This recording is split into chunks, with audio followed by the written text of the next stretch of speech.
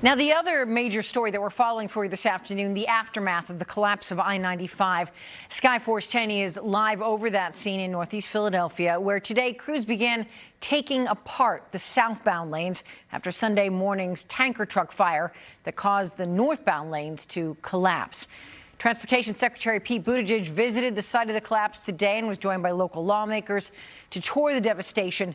Buttigieg promised federal funding would be available as soon as possible. At the end of the day, there's no substitute for I-95 being up and running in full working condition, and that's the goal that everybody's moving toward here.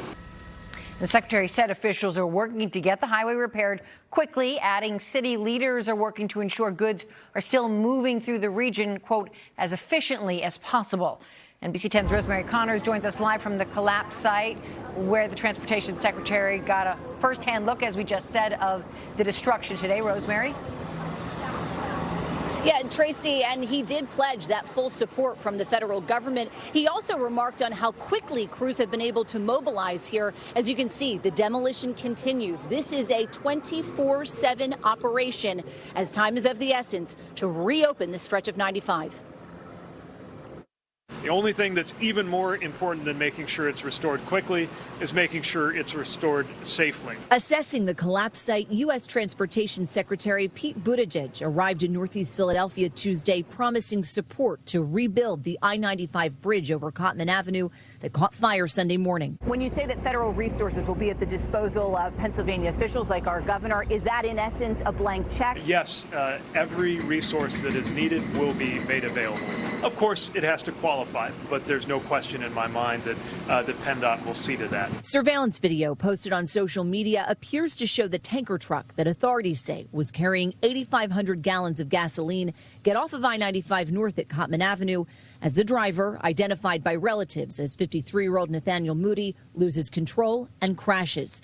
State police, who are investigating, are reviewing the video. At this point, we need to do a full analysis to get any real information off it, but it does depict the crash as we expected. You know, a one-vehicle crash getting off the northbound ramp to Cottman Avenue, and an explosion after it made impact. What does this timeline look like to you in terms of when 95 can be reopened in this part? So I'll let PennDOT take the lead in terms of the specific timeline hacks that need to be met in order to get this safely restored. What I can tell is that they are already working in an innovative and very focused way to find the quickest, safe way to make sure that this is restored. The 24/7 demolition started immediately, with rebuilding to follow. Can you explain what the bidding process is for this project, or do you have someone on retainer? No, there was no bidding on this process because of the emergency declaration and the emergency nature. We were fortunate insofar as there was a contractor already on site doing a different project on the interstate, and so the availability of that equipment that was exactly aligned with the need that we had here made it an obvious choice for PennDOT to join that contractor.